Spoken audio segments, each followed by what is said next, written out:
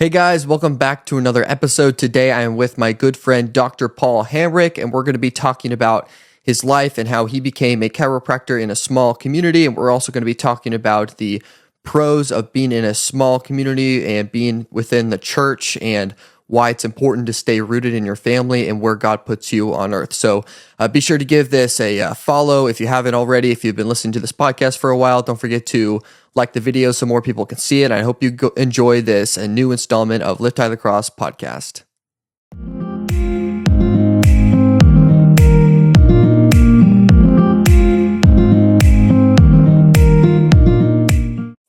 Thank you so much for coming on the podcast. Since this is the first time you've been on, please say your name, where you're from, and why you decided to become a chiropractor living in Seymour, because I think that's going to have a lot to do with what we're going to talk about. Well, my name is Paul Hambrick, and I came to live in Seymour because it's where my wife's family was living at the time, and we were living in Florida. We had 2 kids, and we knew that we wanted to be closer to family. And my family, there was nothing wrong with them. They were actually living in Florida as well, but we just knew that with what was coming that we needed to be closer to my wife's family than my own. My mother had already passed away. My dad was pretty old, and it wouldn't have made sense to move from where we were to where he was. Plus, I was in Florida. I wanted to get out of Florida. I didn't want to raise my kids in Florida. Where did you live in Florida? Sarasota. Okay. There's a reason why there is a whole category of news called Florida Man News, because people in Florida are crazy. And I'm sure that's pretty polemical, but You're saying that making and eating chicken waffles out on the street is not normal. Well, I never saw that when I was there, but that could be normal. But no, there's many other reasons, that Florida man is crazy, and hurricanes. Yeah, that too. So nobody remembered Hurricane Charlie until this past year, and the reason why people were talking about it is because the hurricane that came through in 2024 was very, very similar to Charlie. Charlie was a Category 5 hurricane. It was headed right for Sarasota. I mean, it was like making a beeline for my front door. And it was a Category 5 all the way. And at the last second, it made a right turn south of Sarasota and then ripped up the middle of the state. And the reason why nobody remembers that is because a couple of months later, Katrina happened. And that's what everybody remembers, is Hurricane Katrina and what it did to New Orleans. And that was the first hurricane I'd been through, was Charlie. And it had been a while since hurricanes had ravaged Florida the way they have over the last few years. And so everybody took the day off, and there were like all these hurricane parties, and people had boarded things up, and it was like this celebration almost. And I was sitting, we had just been married for 6 months, and we closed the office. We were living in a townhome, and my wife was 4 months pregnant with Corey, and she was asleep, and I was watching the news, and I was watching this giant Category 5 wrath of God heading right for my front door. And I look over in the kitchen. The only thing I had done to prepare is I had 15 gallons of water sitting in the kitchen. And I said, Hambrick, you are an idiot. And your life is over. And you're not prepared. And what have you done? What were you doing with your life at the time? I was a chiropractor. You were still a chiropractor? Yeah, I had a practice for, You owned one down in Florida? I bought my father-in-law's practice. Okay. And it hadn't even been a year. We hadn't even been there a year. Gosh. And And then it made, like I said, it made a sharp right turn right before it would have made landfall in Sarasota. It just went whoosh. And I took that as, okay, God spared you. And Charlie showed me, like, this is possible. Then Katrina happened. Katrina showed me what could happen. Katrina showed me, like, what was possible if that would have ripped through. There's only two main arteries going in and out of Florida, 95 and 75. If those two are messed up, you're stranded. I'm like, what am I going to do?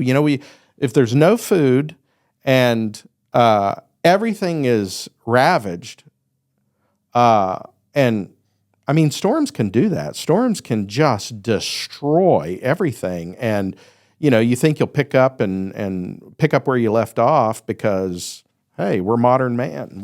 Springfield tornado, after a couple of days, that was kind of my first time noticing how strong the weather can be, because I wasn't around during like the Joplin tornado, or I don't think around where we've lived there's been anything bad, but I was actually at a job site downtown Springfield when that was going on, and it really amazed me how big the storm was. Like 50 trees around there just fell down. We were like in a small Springfield neighborhood, and everything was crashed out. All the power lines were gone. There was no power for such a long time. It was crazy.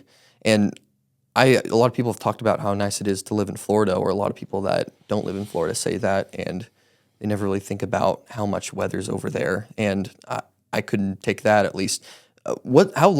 Usually when's that like an occurrence when that happens? Is there like a big hurricane, maybe like once a year? There's a hurricane season. There's a hurricane season? Yeah, pretty much from September. I guess in the fall is where it really picks up. But there could be hurricanes through the summer, but usually it's the fall, late summer and fall when that occurs. And the difference between a tornado and a hurricane is a tornado is much more concentrated. A tornado is very, very broad and covers a much wider area. And like I said, if it cuts off the top of the state, and again, there's only those two major arteries going in and out of the state, and it's a very vulnerable area. And this is my opinion, obviously. And bad things can happen anywhere, but this is just what really affected me. And I'm like, what am I going to do? Put my family in a boat and, escape across the Gulf to the mainland? I'm not a boatman. I don't have a boat. So that was, I started making plans that, okay, our family is growing. We want to be closer to family. I do not want to raise my kids in Florida. I was making a joke about Florida man, but it just wasn't an environment I really wanted to raise my kids. It was too expensive to have property there, and I wanted a place for my kids to run around.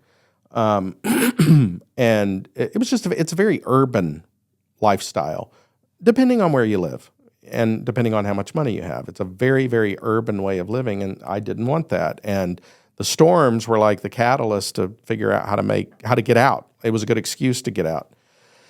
And it took several years. It took about 4 years to sell the practice, to find somebody to buy it and to sell it. And we moved during right before the housing market crash in 2008. So we moved here in 2007, and we moved on to the property where her parents were living, and actually her sister was living there too. It was kind of a commune, a family commune. Kind of. Where you're living now? Yes, because we were all there. And so that's how we ended up here.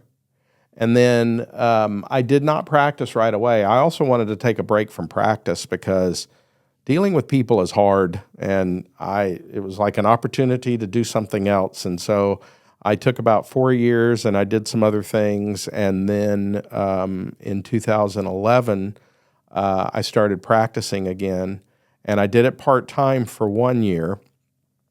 Maybe that was 2010. And then in 2011, I started full-time again, practicing in a small town. And anyway, that's how I ended up here. doing what I'm doing. What's kind of, I mean, you've been here for a really long time and you just haven't, seems like you've never really thought about leaving. Why is that? Because, No, I did think about leaving. oh, you did think about leaving? A lot, because what I do practice-wise is it's not general chiropractic. It's very specific, and I've always wanted to be very specific.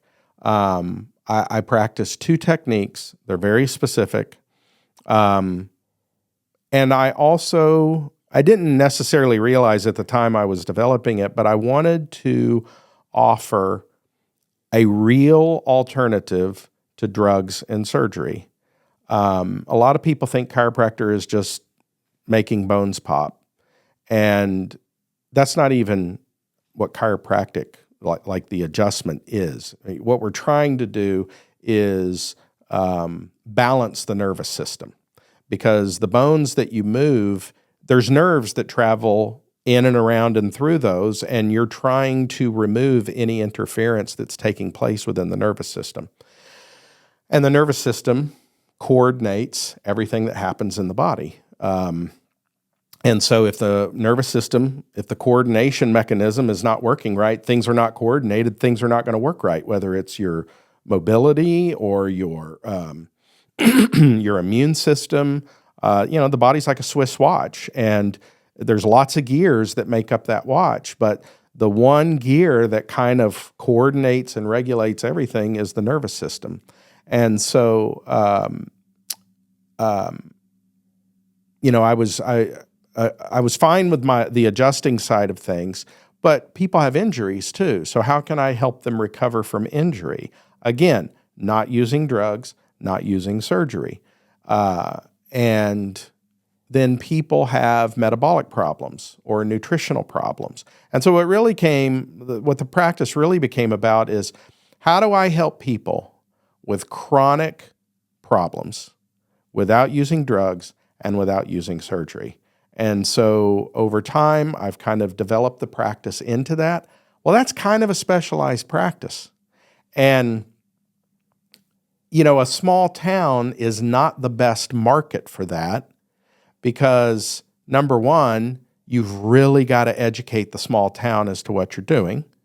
And if they're not listening, you've got a much smaller market that you're trying to educate. And they don't have as much money as a bigger town does. And I had people all the time saying, what are you doing here? You could be doing so much better if you were in a bigger market, a bigger area. And it's true, I would. And I thought about it for a long time. And it actually wasn't until COVID that I was walking around the cemetery. And it was right when Springfield had mandated everything shut down. And they didn't mandate that here. And the thought that popped into my head is, wow, what would you do if you were in Springfield and you just had to shut down? I mean, I got to feed my family. I got bills. What would you do? And this voice in my head said, you are right where you're supposed to be. You need to quit thinking about going other places. And it was just like a switch flipped in my head. And I'm like, you know what? That's right. For years, I like aphorisms, one-line statements that say big things, right? Like, bird in the hand is worth two in the bush, right? Sayings like that. I like rules of thumb. I've always liked them. They're kind of guideposts. And so I try to collect them anytime I can as reminders of, how to keep my focus. And one that for years I always appreciated was, supposedly Confucius said, if you want to know where you're supposed to be, if you want to know where God wants you, look down at your feet, because you are right where you're supposed to be. Yeah, that's usually what I hear from people that are realizing what God wants them to do. It's usually what they don't want to do, right? They're thinking about their dreams, their goals, and what they're wanting to do, but then they look at the opposite of what's going on, and they realize, that could possibly be what God wants me to do. But it does take a little bit to realize that, should I do it? Because I might not want to do it. And I mean, that's what I was going to ask you about, why would you stay here in a small town? Because you could probably expand businesses. That's why a lot of people don't want to be in smaller towns, because there's not as much people, which most people find that as a bad thing, which people don't really realize the advantages of being in a small town, being in a community, kind of similar to like the family that God gives you. Not a lot of people kind of think about the just kind of the special community that is about being in a big city. Because I mean, I didn't know that Seymour didn't really have a big impact to COVID. I mean, that to me seems already makes me want to live around here somewhere like this, because it's just not on the grid as much, I would say, from just the world or our culture or through our government, because just everything. I mean, the more you go to somewhere that's more in depth or in civilization or in a city, it's more linked to places that are wanting you to change or wanting you to be in our culture, which going here is the complete opposite of that. Well, I mean, it was impacted. Don't think that, Seymour was not impacted. I think that the people in charge, and it's not just where we are, it's not just Seymour, it's any smaller town, there's a greater level of common sense. And, you are not, it's much harder to make decisions when the people that are affected by your decisions, you're going to see their face every day, versus, the bigger a town is, the bigger a city is, you're not going to see the people that you're impacting. So why do you care, right? Right. I mean, they're your neighbor, but they're not really your neighbor. And in a smaller area, you're kind of forced to live with your neighbor, and wow, if we make this decision, that's really going to impact this over here and that over there. And I mean, people can't live. And so we were still impacted, and there was some restrictions put on some businesses, but there wasn't any on healthcare. If you were a healthcare office, you could stay open. And they even included massage therapists in that. And so the rules were much more open. Well, how was like the culture around? I mean, obviously there was restrictions through the government, but I'm assuming since a lot of the people that live here is like Amish and Mennonite, the people that are really forcing on those rules, or like the people within the town, it wasn't as bad as like living in downtown Springfield, because going over there, you're bombarded by a bunch of people wearing masks, and they're telling you that you need to be doing this, you need to be doing that, just over and over again, really kind of submitting to whatever the government says without questioning it, or realizing that some of it may be silly, some of it may be a good idea, but we should probably talk about this a little bit more. It seems to be like where you're living right now would have more common sense to what is going on in the world, rather than places like LA or New York. Right. And don't get me wrong, the more people is a good thing, but I mean, people are never a bad thing.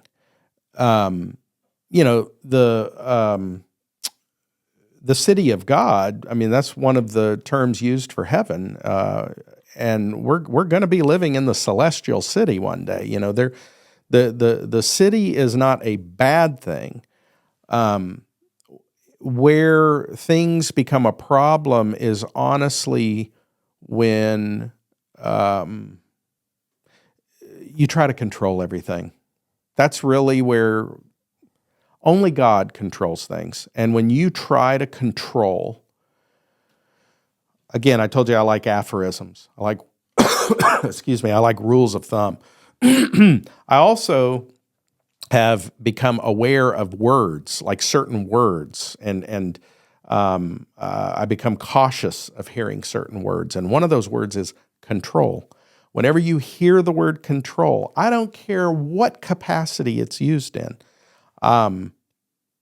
you need to be very careful, because only God controls anything. So if you're attempting to control, you're kind of stepping into the role of God there. And that can be a very dangerous place to try to be. You're not God. You're going to mess up. And I think a better approach is manage. How do we manage these things? Because we can't control everything. How do we manage? And I think that smaller towns, they realize we can't control these people. You know how John is. You know how the Amish are. You know how that's how people think in a smaller town. Smaller town isn't even really a very helpful term in what we're talking about. Manageable. In a more manageable area, people know how people are, and they know we can't control them, but how do we manage this situation? And I think that was what was attempted here and in a lot of smaller areas, whereas in bigger cities, it was how do we control this? How do we control that? Right? All the way up to the Center for Disease Control. Like, come on, you're not going to control disease. Again, you're not God. You manage. Manage is the focus that you should have. And I think here there was more of a focus on management. How do we manage this situation? What is the best way to get through this? How do we manage what has been thrust upon us? How do we manage this? And that's what happened here. And it wasn't like this. The idea of you're right where you're supposed to be was not, I belong in a small town. It wasn't that. It was, this is where I am, so this is where I'm going to be. Jordan Peterson had a definition of marriage in one of his lectures. He says, marriage is two imperfect people saying, I'm not going anywhere. And that phrase, I'm not going anywhere, it was one of those, again, that stuck with me. And it's like, that's how I need to be about everything. Like, I need my kids to believe I'm not going anywhere. I need my wife to believe I'm not going anywhere. I say that to my patients all the time because, some of the things that we do are much more involved and more expensive, and they can't do it right away. And I tell them, I'm not going anywhere. I'm ready when you're ready. And that has become a phrase that I try to incorporate as much as I possibly can. Yeah, this morning I read the second half of Hosea just to kind of get ready because I knew this would be a good thing to mention, and reading how Hosea was assigned to marry a prostitute and how disloyal she was to him. And when he became really frustrated and God finally talked to him and he said, I wanted you to do this to show my frustration with Israel. And he referred to Israel as his bride. And he talks about despite his bride walking away from him, he's still there for her, no matter what. Even though the many times that Israel has fallen or walked away from him, he's still going to be there, which talking about how we manage all these things, despite we have people that are going to let us down, things are going to be going wrong, we can still obtain it through God, not through the work of people, not trying to see that there's a virus and we might need to take 15 vaccines to get better, or we need to control everyone's lives to get it better, or just everyday lives where you're thinking that you need to be working a certain amount of time to be satisfied with what you're doing, or living in a certain place will be satisfying enough. But it's more or less just being there and knowing the promises that God's giving you. That should be enough. You don't need to be searching for something else than that. Yeah. So that was how we ended up here, and that was why I decided to focus on being here. Again, if this is where God has me, He has me here for a reason. And then on top of all that, I read a commentary on the prodigal son. And this was all around the same time. I mean, my thought process has been developing my whole life, right? But that particular period of time during COVID, I think a lot of people started reassessing things. And I wasn't necessarily reassessing so much as things started falling into place in my thought processes. Because I really want to be congruent, I want my life to be congruent. I don't want to live a contradictory life. Well, I think that's why podcasts are becoming a really big thing. Not only because like people didn't have anything else to do but listen to other people, but I think COVID was one of the first time for many people where they realized that I'm really confused. I need to start looking at other people for guidance, and thankfully, that could be helping people getting closer to Christ, or looking at more people that can be more help rather than just kind of focusing on what you think is best. And kind of like what you said, reaching out to more people, understanding things that you don't understand, and trying to make more sense into things. Because I mean, you can go too much into trying to make sense of everything, but there's also the other side of it where you just don't care. And then when you get to situations like that, it becomes a big problem because you're not prepared for things. I mean, that's growing up. You need to be learning about things that you don't understand. You need to be learning how to fix your tire or fix your engine. I mean, just simple things like that. That's definitely things that I've been thinking about getting out of high school. I thought I had a somewhat good mind about figuring stuff out. And then I realized there's so many things I need to be preparing or getting better at in college. And now that I finished my freshman year in college, I realized there's like 200 more things I need to be working on. And now that I'm thinking about I want to go to seminary, there's 1,000 more things I need to be studying. I mean, not just theology, but philosophy, reasoning, everything. That's all piling up. But that's why it's good to be doing those things. Yeah. Well, you were saying that podcasting became more popular. I think that people had to slow down, and so they were able to pay attention more during that time, and because they didn't have a choice, they were stuck at home, and they started to pay attention to more things, and they started reassessing, what it is that they could be doing or that they needed to be doing, and.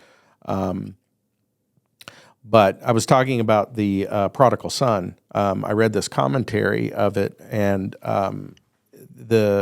this particular commentary said that the story of the prodigal son is as much a story of a man removing himself from his source as it is all the other things that we're told.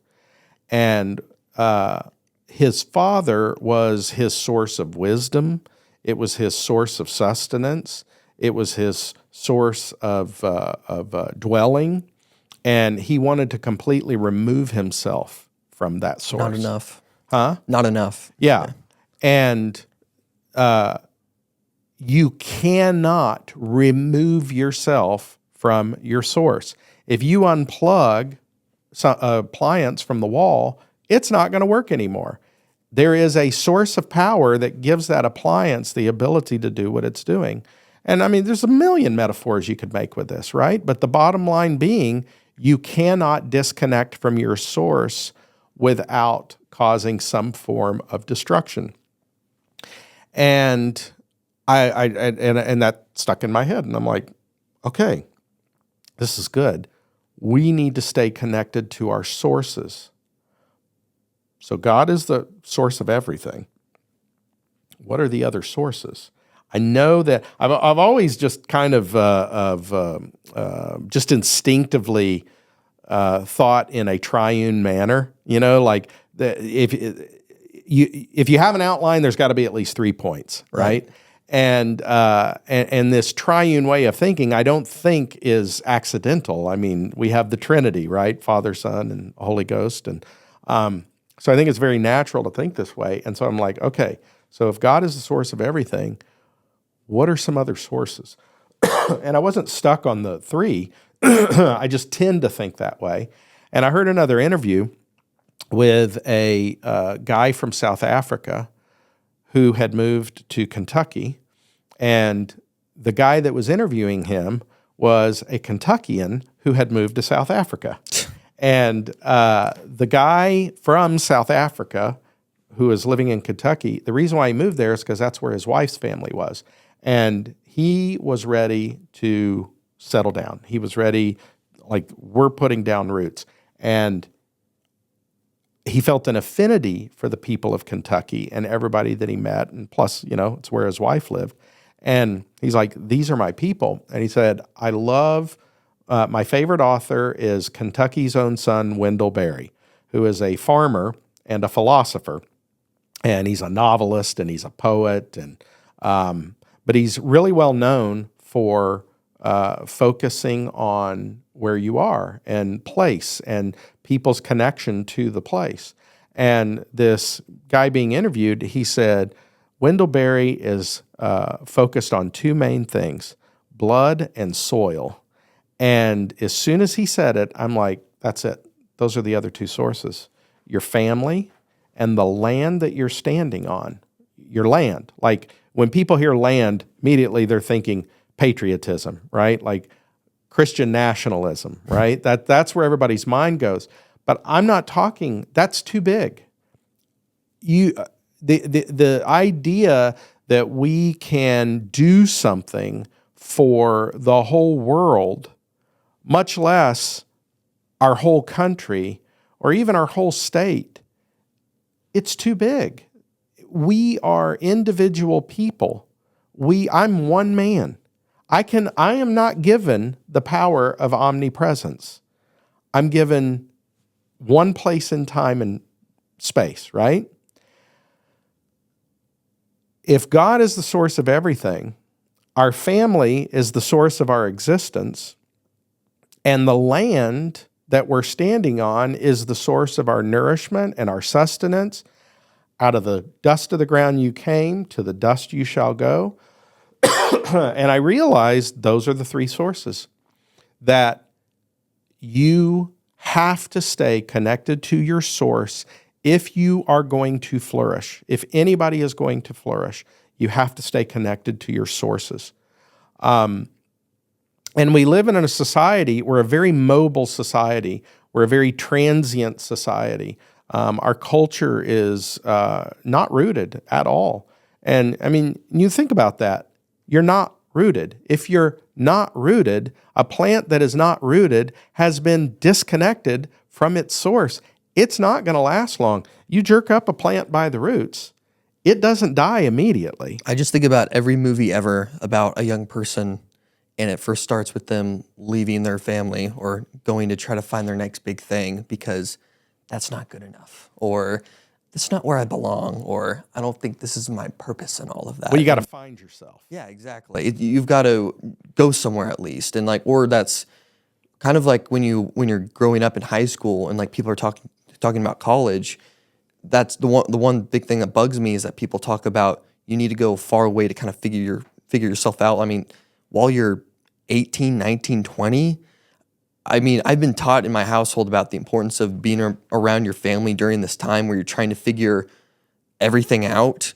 And independence is good, but I had an SBU teacher when I was there for a semester, and they talk about how it doesn't matter where you go if you're 100 miles away from your family.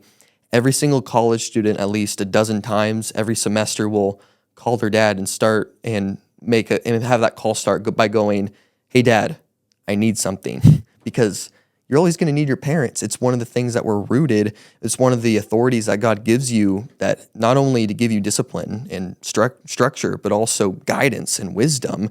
You can't just walk away from that. It'd be foolish to do so. Yeah, well, you're disconnecting from a major source of whatever sorts. I mean, you can make that word however broad you want. Source of wisdom, source of guidance, source of sustenance. If your parents are still feeding you and housing you, and don't get me wrong. Just like I said, you jerk a plant out of the ground, it's not going to die right away. No person is going to die right away if they disconnect from their source. I mean, they could, but they're probably not going to. But the process of dying has started, right? The minute you have removed yourself from your source, because your source is cut off. And the fact is that we can do things in this society. We can travel. I can get on a plane and in just a few hours be the other side of the country. Those things are not necessarily evil, but they're not without consequences. So what's the point? what's the big deal, right? And our generations have been doing this for so long now. Well, staying connected to God and staying connected to your family and staying connected to the land where God has placed you, the place where that made you who you are, by staying connected, you're showing honor to those things. And that's the fourth commandment. Honor your father and mother. You're honoring God by staying connected to God. You're honoring your family, honoring your father and mother, and all those who came before you by staying connected to your family. And you're honoring the place where God has put you. Now, you might wonder, why does that matter? Why does it matter if you just honor the place? I mean, I could easily be in a different place. Well, if God is our father, earth is our mother. And you can't take care of the whole earth. Again, you're not omnipresent, right? You can only be in one place at one time, and you're here. This is where you have been put. This is where you have been placed. This is the patch that received you into being, and it is probably, if you don't go anywhere, the place that's going to receive you back into itself when you die, right? So this is the spot of mother that you are responsible for taking care of. And you show honor to God by staying connected to him. You show honor to your family by staying connected to your family. And you show honor to the place where God has put you, your mother. You're honoring your mother by taking care. I don't want to just make it sound like, well, you got to stay put, right? No, you have to take care of where you are. There's a reason why God put you here. When I was growing up, and even now, there's a lot of people that think you're only serving God if you go on the foreign mission field. You got to go on this foreign mission. Go to Israel, get baptized. Huh? Go to Israel, get baptized. Right. Yeah. That you're not doing God's work unless you do those things. And is everybody in your neighborhood, have they all heard the gospel? If they haven't, why are you worried about Africa? Don't get me wrong. I'm not saying it's a bad thing to try to go to a place that hasn't received the gospel and share the gospel. But has everybody around you, has your place been saturated in the gospel? Because this is where God has put you. He put you here for a reason. I think he expects you to try to take care of where he put you. And so that's what the whole God, blood, and land became about, is you have to show honor to those three things. And the opposite of honor, it's dishonor, but ultimately it's violence. If you disconnect from God, you are doing violence. If you disconnect from your family, you're showing violence to your family. And if you disconnect from your place, you're committing violence. Now, violence does not mean evil, because a lot of times you say the word violence, people immediately think evil. I don't mean evil. Sometimes violence is necessary. But you don't want to show violence. You want to show honor as much as you possibly can. So let me give you an example of what I mean about violence not necessarily being evil. Is if I want to build a house and I want to build it on top of this mountain, okay? And I need to prepare the area to build my house. If I go in with a shovel and a bucket, and it takes me 60 years to level out a place for that house, have I done evil? I mean, would you think that that's evil? No, not necessarily. No. And you probably wouldn't call it violent. I mean, I was just doing work, right? It just sounds stupid.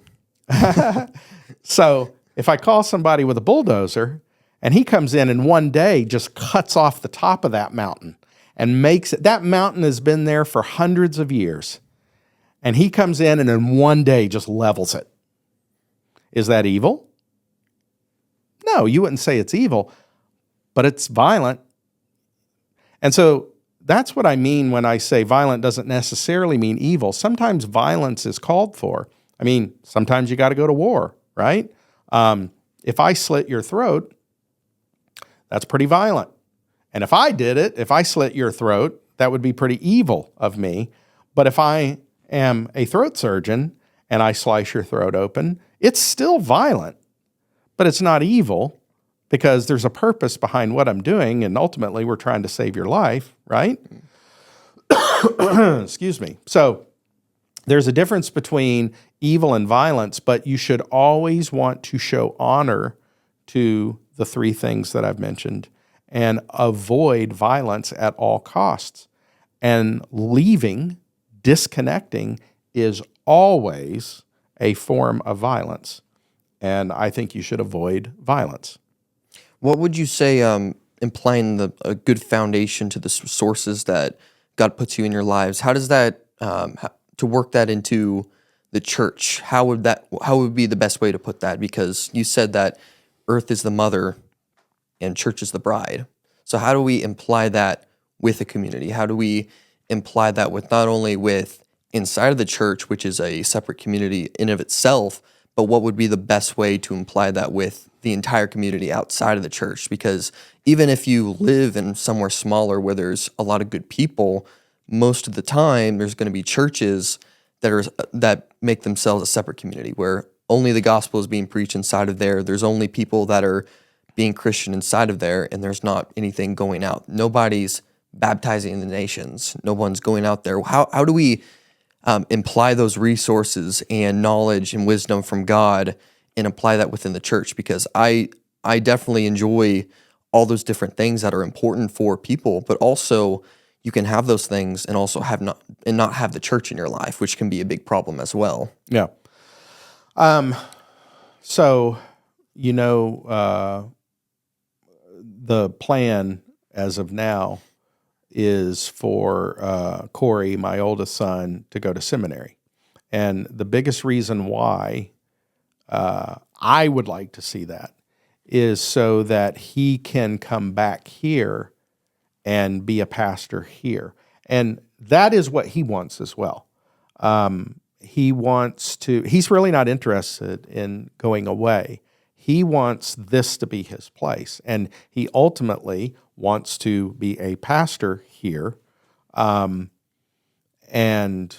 he knows how the synod works. He knows how it typically works for pastors. And I wonder sometimes if that's not some of his hesitation about moving forward.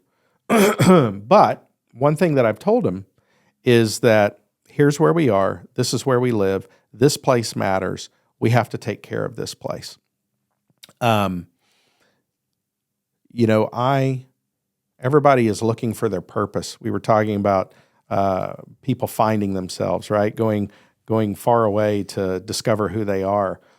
I mean, ultimately, what that is people are looking for their purpose. Like, what's my purpose in life? Well, I'm going to tell you what your purpose in life is. Are you ready? Your purpose in life is to build a future for those that you care about. That's it.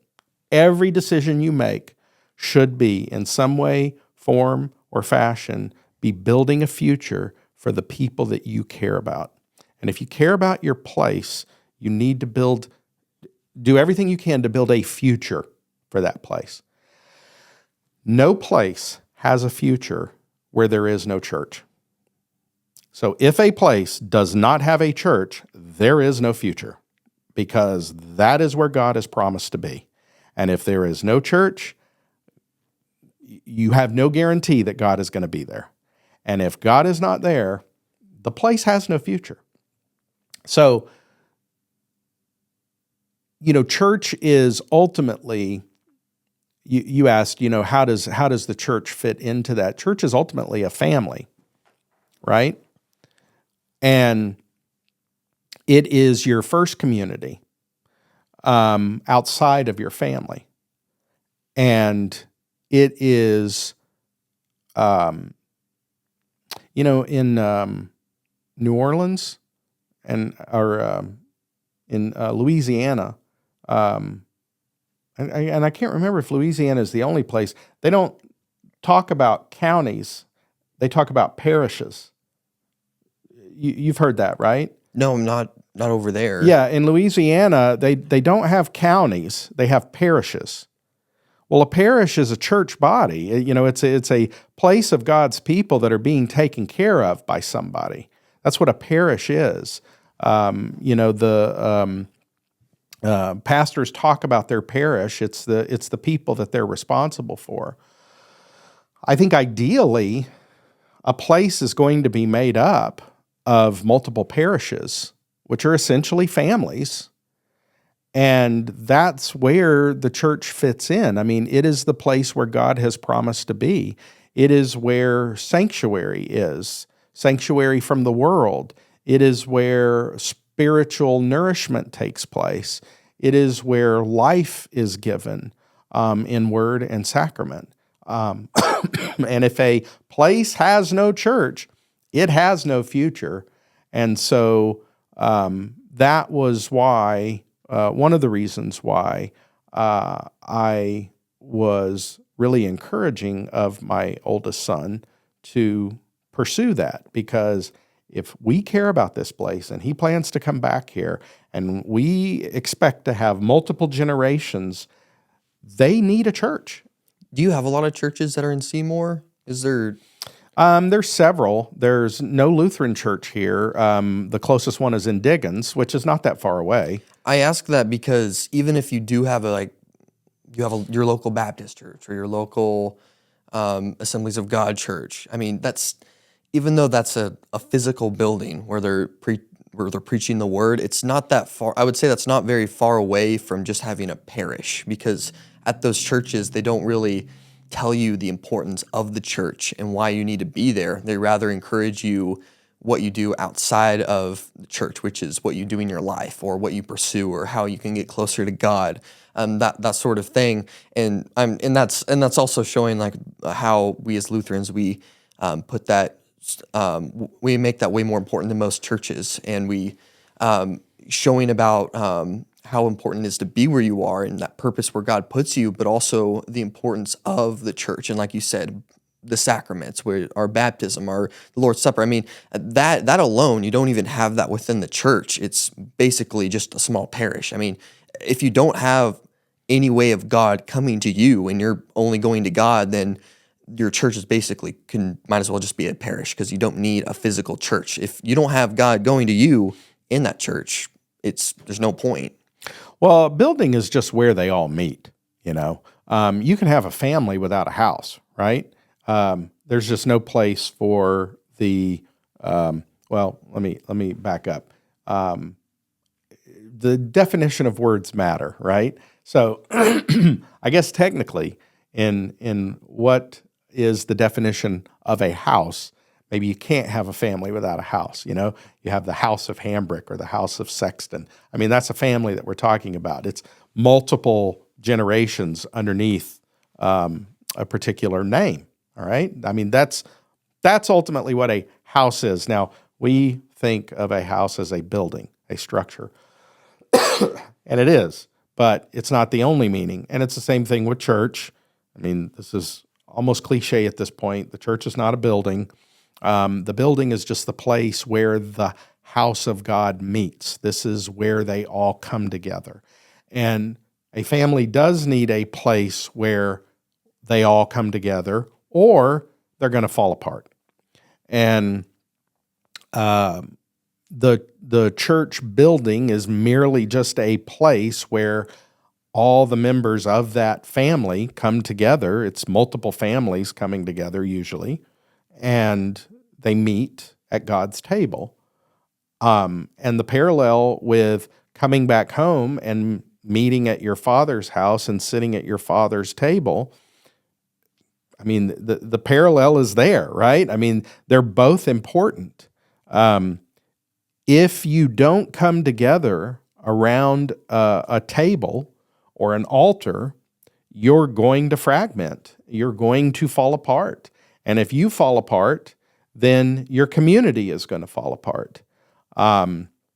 So that's why that's how the church would fit in. That's how the church matters. That's why, and the building matters too, because you need a place, right? We're not omnipresent, right? We only occupy one space at one time, and so church, the divine service, that is a time where the people have been called together to meet around the table, the Lord's table. They become unified. And they become unified. And, what does unification look like in church? We all partake of the body and blood of Jesus Christ. We hear his word into our ears. How is that possible?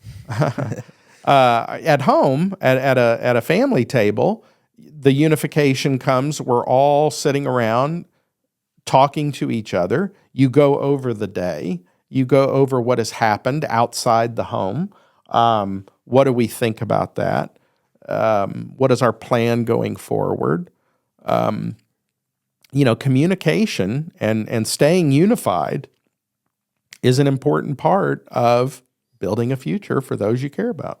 Which is the polar opposite of what all our culture wants you to think of what a family should be. Obviously they think of things other than a woman and a man can be a family, or things like, they want you to rely on the news to be your information, not go as a family and talk about these kind of things. They want things like the news, the government to be a full source of everything without your lives, or just the most simple way of putting it, just looking at your phone all the time, or being on social media, having your phone decide what you look at, what you want your information to be, and to let that be a distraction or a wall between your family, and letting that happen, which first of all, you should look at the father of the house that's letting that happen, and they should be looking at that and putting a stop to it so the family can be unified. But also there's the, kids my age, where we have more responsibility and we have more freedom from what we're looking at on our phones or what we're doing in our spare time, that can become a big distraction as well, because we're not looking at what's important. And then also, it can be also easy to see yourself from like 19, 20 years old and kind of see that you're not really in a family right now. Because sometimes what I would think, since I'm old and wise above my years, and I'm in college and I basically know everything, it could be very easy to feel like, I'm not really in a family right now because I'm on my own. I'm trying to figure things out, but I'll do that eventually. But no, I'm still in a family. I'm still with my father's family, and I'll be in that family until the day my mom and dad die. And I will always be there, and I always will be provided for with wisdom and care and comfort, and until I start a family on my own. And when I can provide for them, like you said, we're built to serve the people that come after us, and we're always being cared for with our family because that's the way that God intended. Yeah. You talked about why we have multiple definitions of what a family is right now. We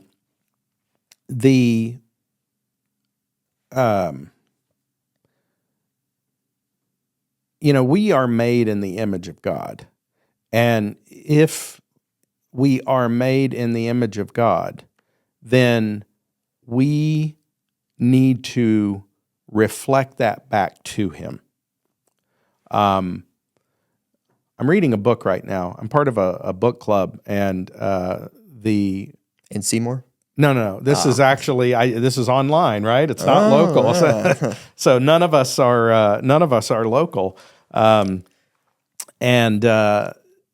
one of the guys in the group, I don't know if he's an atheist, but I know he doesn't care for Christianity. He's one of those that always says that Christianity just borrowed everything from other ancient texts, Yeah. The flood story is actually that Epic of Gilgamesh, and there's been other people that have risen from the dead, or different historical figures. Right. Yeah.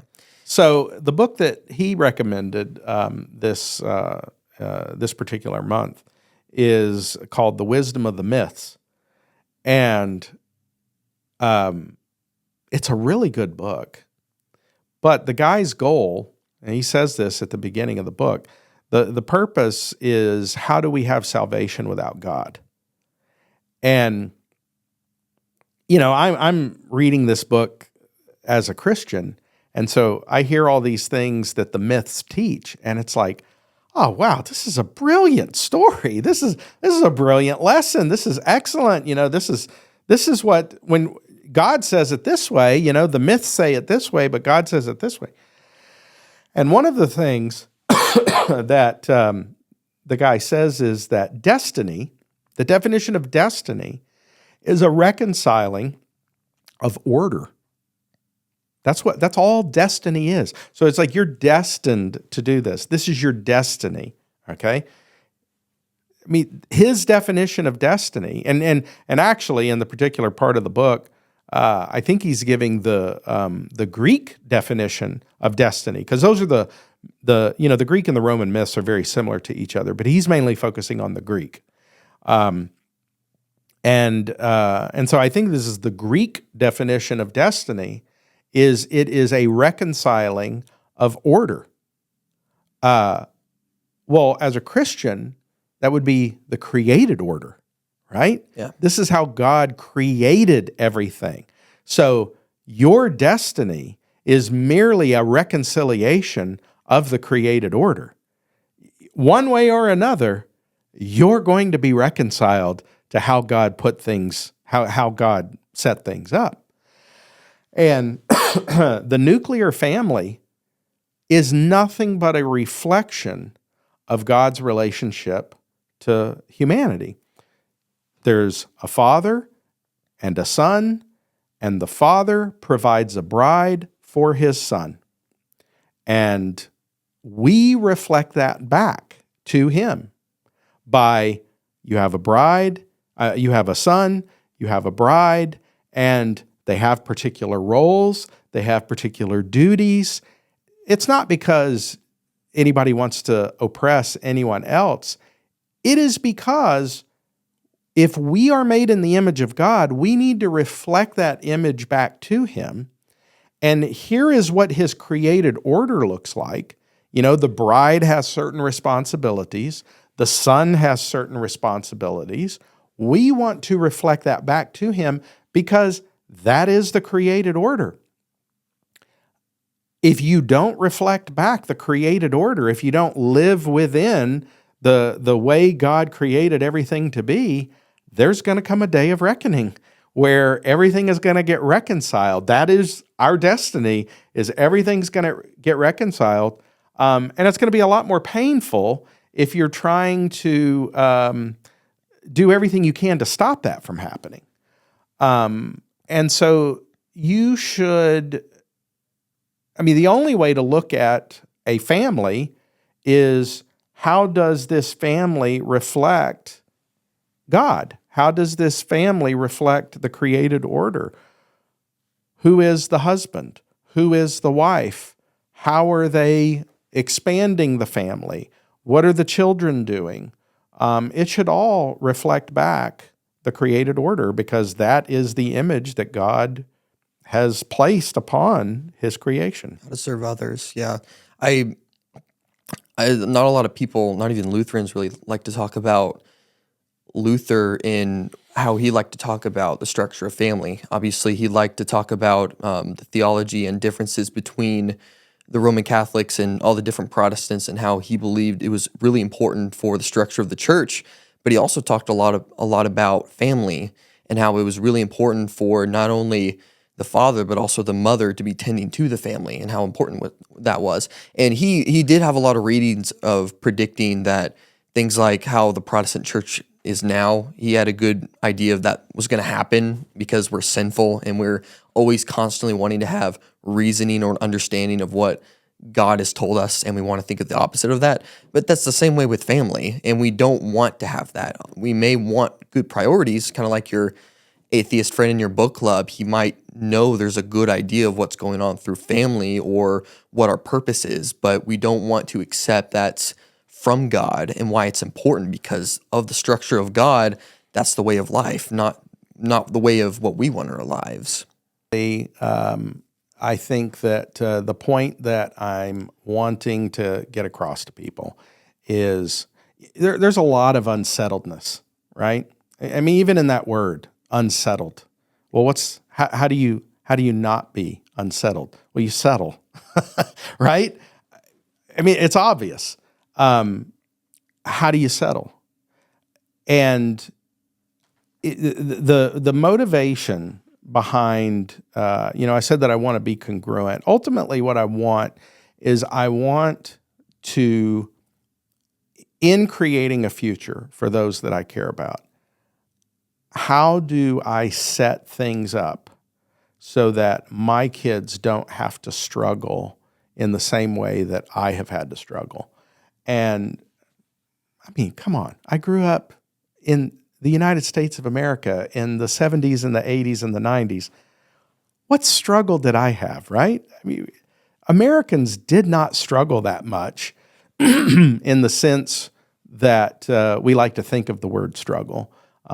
Certainly not like other countries did. But you still feel just as unsettled as everybody else. How do you remedy that? Like, how do you fix that?